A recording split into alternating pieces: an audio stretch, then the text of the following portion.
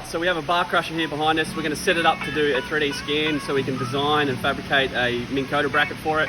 It's something that we do pretty much every day here now. So I get a lot of questions about how we 3D scan and how basically the process. Well, instead of answering every single question, I thought I'd just put together a video and run you through all the settings and how we do it, and basically give you a demonstration so any other fabricators out there can then, learn this and take it on themselves. So anyway, follow along and hope you enjoy. Alright, so firstly the gear we use, it's an Ironstar Shiny 3D.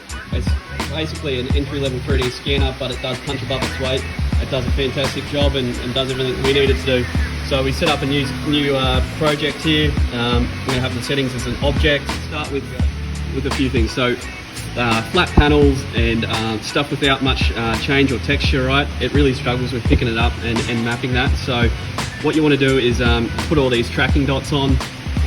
It gives it a target to identify, and then that way it can keep track of what it's scanning and process all that data. So I tend to run a bit of masking tape and then stick the dots on there. It just helps with taking it off because it's quite a job. And then also with all your, it doesn't like anything reflective, right? So polished metals and things like that. And also dark spots, so like anything that's sort of up and under, it's got quite a lot of shadowing. It really struggles to pick that up. So I'll show you a few things that we do also. One product I've picked up lately is this scanning spray. So it's fantastic. What it does is, like I said before, is anything that's shiny or reflective, it won't pick up. So this puts like a nice powdery surface on that area, so then it can identify it and pick it up. The beauty about this is it disappears after a time, so you don't have to wash it or anything like that, and it doesn't leave any marks or anything, so it's safe to use on all materials. So basically we just spray all the shiny surfaces, and as you can see, it will start to appear. It's like a foggy white sort of powdery surface, which helps us on this reflective stuff. So anything reflective we sort of spray it on, and or say if you had something black, right, it doesn't really like anything black. So say if you wanted to pick up this wiring here, spray it like that, and you've got a lot better chance of picking it up. Alright, so now it comes to scanning it. You can see on the computer here, it's picked up these panels and the tracking dots, so it's all looking good. So basically it's just a matter of going around, watching your screen at the same time, making sure your distance is correct, making sure it's picking up all those targets that you want it to, and all the detail that you want. And yeah, it's easy as that. So you can see on the screen there now, it's picking up that Minn Kota, it's getting all that detail, and yeah, it's looking good. So we're happy with the scan. We've got all the design features in there, and all the surfaces we want to work off of, so yeah, it's come up really sweet. Alright, so now we've got the scan inside the software here. So the settings we use are basically for a job like this, we have it unwatertight. We don't want a completely solid surface. Now with the mesh optimization, this is basically what we run. So the filter's low, smooth is low. Basically we don't need something really super detailed. So simplification, firstly you can remove small floating parts. That can be handy in some cases, but not really for this. Simplification, basically that's like a percentage scale, so simplify it 50%, simplify it more if you want a smaller file. For this I might do like 70%. Now this is a big one, so a mesh model that's got a lot of detail and stuff really will slow you down your CAD program. So what I tend to do is just knock a zero up this. That limits the amount of triangles that make within that mesh file. Fill small holes, yeah, leave that, remove spike, mark hole. That's so let's go with that now, and so that will mesh that model out. Alright, so now that the mesh has been created, I find this one of the most helpful little things that we do to help when you're actually using the 3D scan in a CAD program to design whatever you're working on. So go to measurement and then go to create feature, and then I'm going to basically put a plane, a line and a point on this scan, so then we can align our X, Y and Z. So firstly, I'm going to use this surface here, this bit of channel that we use to prop up the motor. It's a nice flat surface, and basically it's going to be my working plane. So go here and go 3-point fit, and just select 3 points on this surface here. So right, there we go. Then we go create. So that's put a nice little plane across that surface. And then we're going to go line, and we're going to go point-to-point method.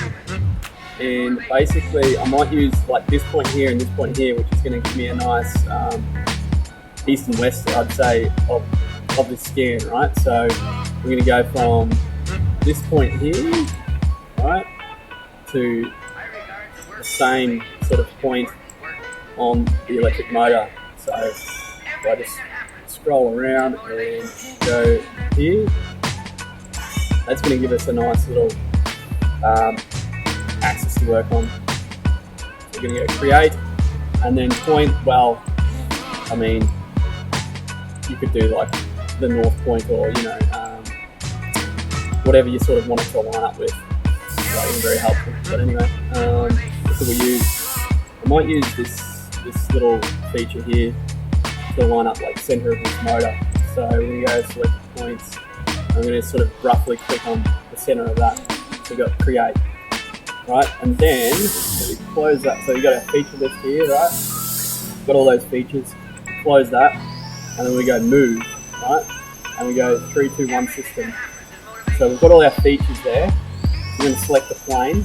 So plane 1, a line, that line, and then a point. So that's going to align the Z and X axis, right? So go move, right? So then we've got it in this position here, which is obviously upside down to how we want it. And then we go exact movement, right? And we're going to move the X around, so we're going to rotate it. So let's see what happens when we put 90 here. So move 2. What do we got? What are we looking at here?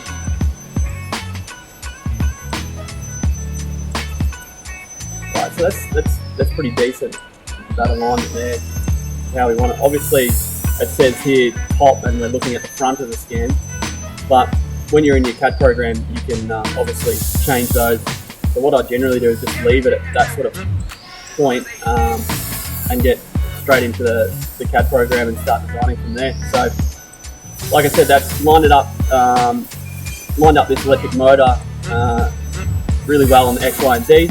So then it makes it easy to work with. Alright, so now we've brought our 3D scanning, or our mesh model, into Fusion 360. So first things you want to do is firstly save it, wherever you want to save it, right? Alright, so we're going to save it there. And then another thing, don't forget to capture design history, otherwise, yeah, you're going to be in some pain. And then you want to check that your mesh is scaled correctly. So measuring something on the mesh and checking that it is scaled. That is scaled correctly right now, but say, like quite often it will come in, basically 10 times the size you want it to be. So go to mesh, go here, scale mesh, and essentially scale it from there. But this is all good. Now there's a couple of ways to use this mesh to design whatever you're working on. As it's not a solid body, it's a mesh, you can't really use it like you would a solid body, you can't work off of it. So to start with, as we did in the other program, we made this basically our working plane. So that's lined up with our X and Z axis. So, okay, I'll show you this quick little hack that you can sort of start off with. It's an offset plane, right? I'm just going to put it on this plane here. And essentially, if we drag that out, right? And then if we go edit, we can then align that up to where basically our the plane that we want to design everything off, we can work from there. So 690, where's that got us? Pretty close. We go 689, right? Too much, so we're going to go 0.5. Right, so that bit of channel that we were working off before, that's basically what my motor is sitting on right now. So we can do a little hack like that, and then essentially start sketching and building our workpiece off of that. So, if we're going to go into here and then start, you know, making a bracket or whatever it is, that's going to put it on a nice little plane there, and then we can work off of that. So we're doing sheet metal, so you know, 6mm plate, right? So you know, we can start building from there and then using the model and working from it like that. All right, and then there's another way. So if you want more detailed features and sketches to work off of, you can go into mesh. You can go to create mesh section. So you select your mesh, right, and then it's going to just pretty much put a cross section through your whole scan, right? So we can line that up with, you know, where we want to be and bring it to whatever point we want to, and it's going to put an intersection line through our mesh, right, our scan. So from there we can then take that sketch, this sketch here, so edit sketch, right, and then from there we can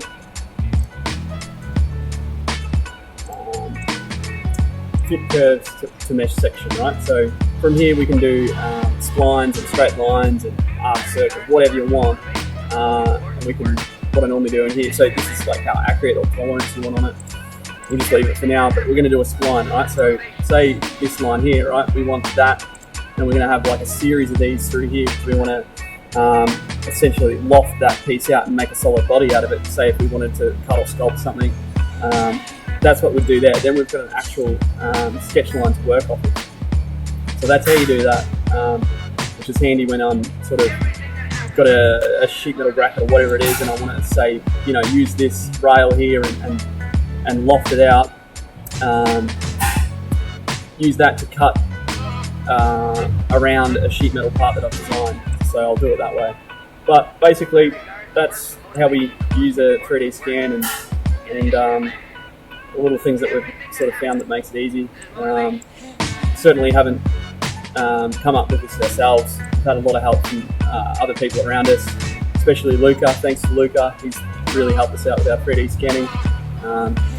And yeah, so that's it. I hope you've found something useful in this little run through, and yeah, we certainly do a lot of 3D scanning and found it very useful for designing certain things, so be good. Alright, so now we have our finished product. That's the bracket. It's going to support the electric motor. Yeah, it's come up pretty sweet. That's what the bracket looks like on its own. So yeah, that's how you do it.